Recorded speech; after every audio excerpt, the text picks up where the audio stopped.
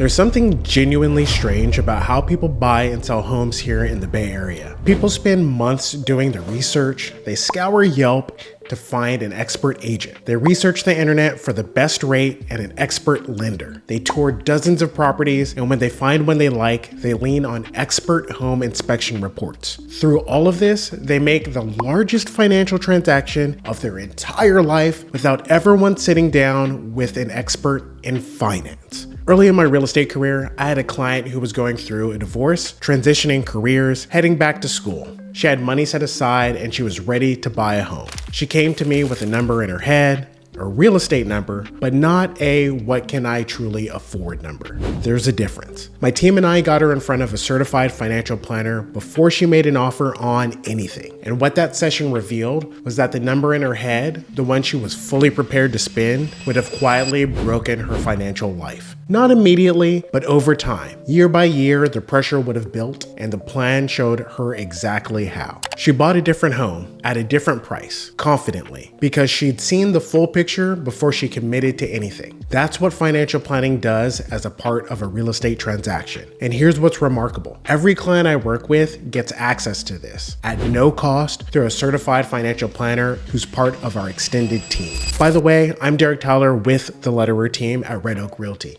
I'm a former attorney and a 13-year top producing East Bay agent, and I help buyers and sellers make smart moves in the East Bay. My team has spent over 20 years building a service model around what we call the 6 domains of concern. 6 areas where we go beyond what a typical agent offers. Today, we're talking about one of those domains, financial planning. What it is, how we've integrated it into our real estate transaction process, and how we offer it for free to all of our clients. Let's get into it. The reality of how most people buy and sell homes is this. They get pre-approved, they pick a budget, they go shopping. And somewhere in that process, a lender runs their debt to income ratio, tells them what the bank will lend, and that number becomes the ceiling. That's it. That's the professional financial analysis most buyers get. What nobody is asking, and I mean almost nobody, is how does this decision affect the rest of your financial life? Not just this month's payment, but your retirement at 65, your kid's college fund, your cash flow in 10 years, whether you can still live the life you actually want to live after you sign those loan docs.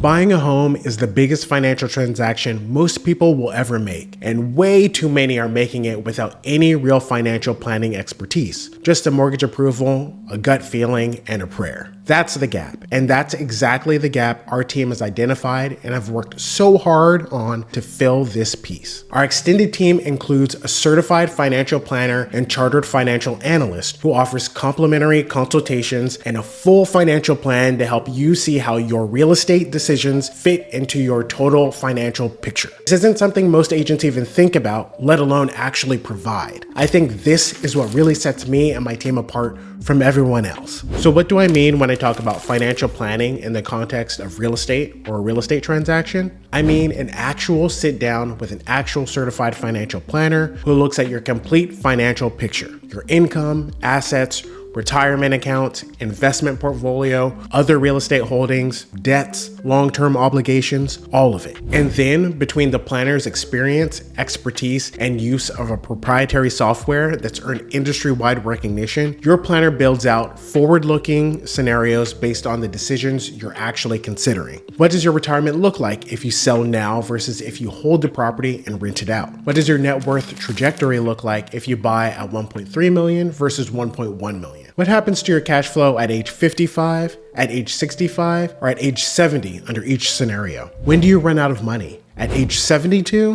which doesn't look so good, or 102, which looks a bit better because it's tough to make it there. This does something that almost no other planning method or tool does. It treats real estate as a central variable, not an afterthought. That's because for most Bay Area homeowners, real estate isn't just one piece of your financial picture, it is the financial picture. More equity in your primary residence than in everything else you own combined. Any plan that doesn't account for that isn't really a plan at all. Another important aspect of this integrated approach is that this isn't just a referral where I hand you a business card and say, Good luck. I stay in the loop. I'm gathering information from both sides. We're all working together as a team, making sure nothing gets lost and everyone understands the full picture. It's a fully integrated approach. If you're interested in learning more about the exact step-by-step process of how this works with my team, click the first link in the description or text the word PLAN to 833-335-1469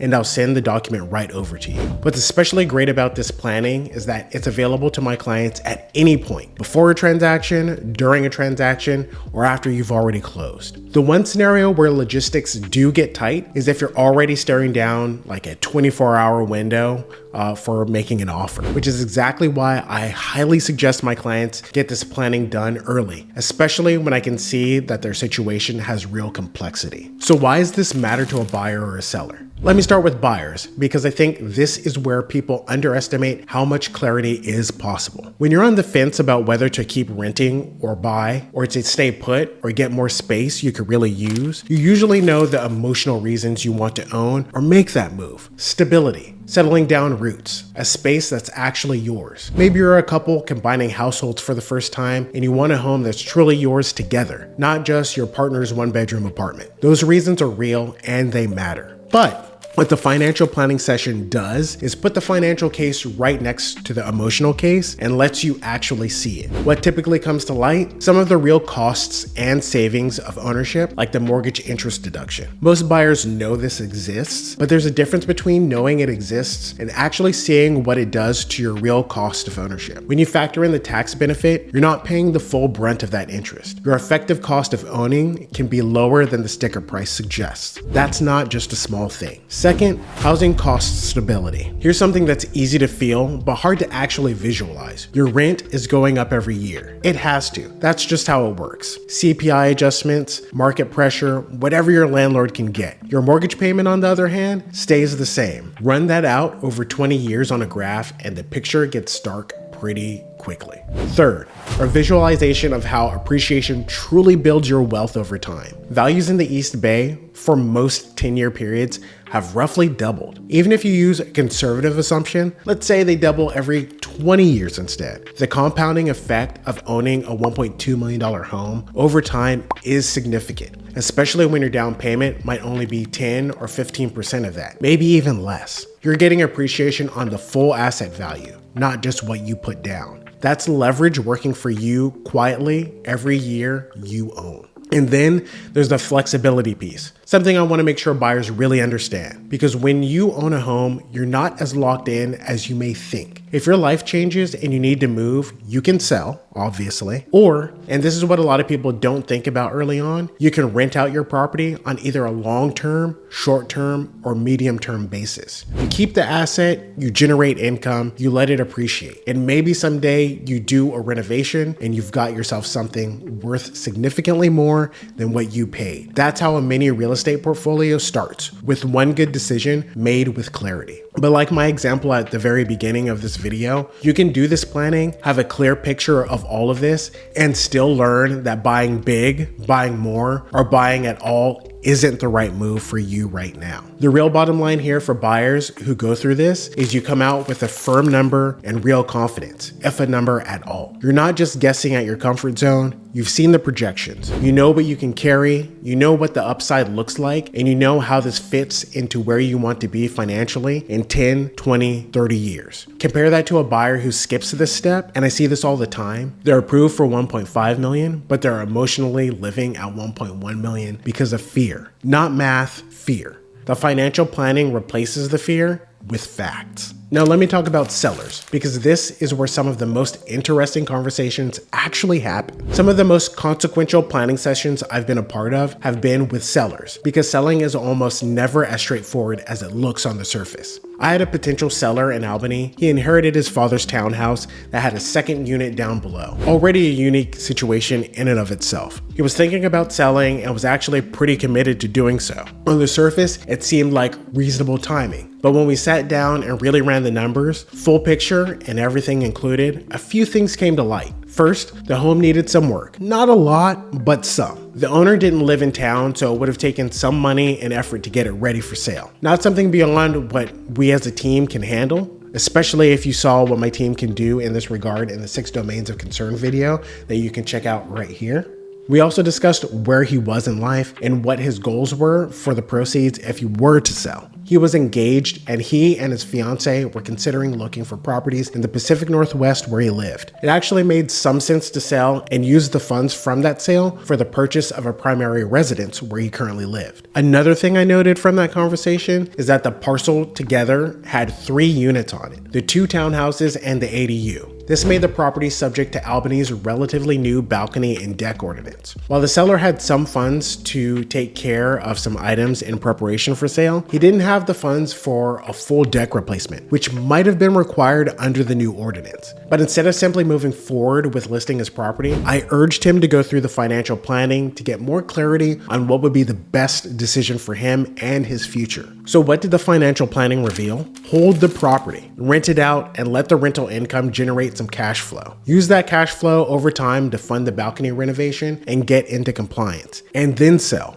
later on his terms with a fully prepared property and no compliance surprises hanging over the transaction. He walked away from that session with a plan instead of a mistake, and that's the difference. Without the financial planning, he might have listed that property, run into the compliance issue mid-transaction, and either lost the deal or taken a significant hit on price. With it, he had a roadmap. And this comes back to something I said earlier. This service doesn't always tell you to transact. Sometimes the right answer is to wait. Sometimes it's to keep what you have. And I think that's actually what makes it trustworthy. It's not designed to get you to buy or sell. It's designed to get you to the right answer. So how do you actually get access to this? When you work with me, this is part of what you get. It's not an add-on. It's not something you request after the fact. It's one of the 6 ways my service goes beyond what a typical East Bay agent offers. My clients get connected to a certified financial planner who understands real estate deeply and who is set up to run this kind of scenario-based modeling. And they get that access at no cost. There are no kickbacks. There's no hidden angle. It's simply an arrangement we've built because we believe that helping people make the right financial decision, even if that decision is to wait or to not sell or to buy less house than they thought, is the right way to do this work. Clients who make good decisions become clients for life. That's the whole philosophy. The clients I work with who go through this come into the transaction grounded. They know their number, they know their direction. When it gets competitive, and in the East Bay, it almost always gets competitive, they move with confidence instead of hesitation. That's not an accident. That's what good planning produces. If anything in this video resonated with you, if you're thinking about buying, thinking about selling, or you've got a situation with some complexity and you're not sure what the right move is, I'd love to have a conversation. I found the way most people actually reach out to me from these videos is Instagram DM. So my Instagram handle is on the screen as well as my email address. You can also schedule time with me through the link in the description. No pressure, no pitch, just a real conversation about where you are and what makes sense for your situation. And if you want that step-by-step guide on what the financial planning process actually looks like, text the word PLAN to 833-335-1469. I'll get you the information and we can take it from there. How a purchase or sale factors into your financial future is just one of several factors to consider when thinking about buying or selling a home. While I think it's the most important, there are other factors to consider too. To understand the full framework I use with my clients to determine whether buying is a good idea for them, click the video here. To understand the factors that go into listing your home right now, waiting till later in the spring or after the spring, click the video right here.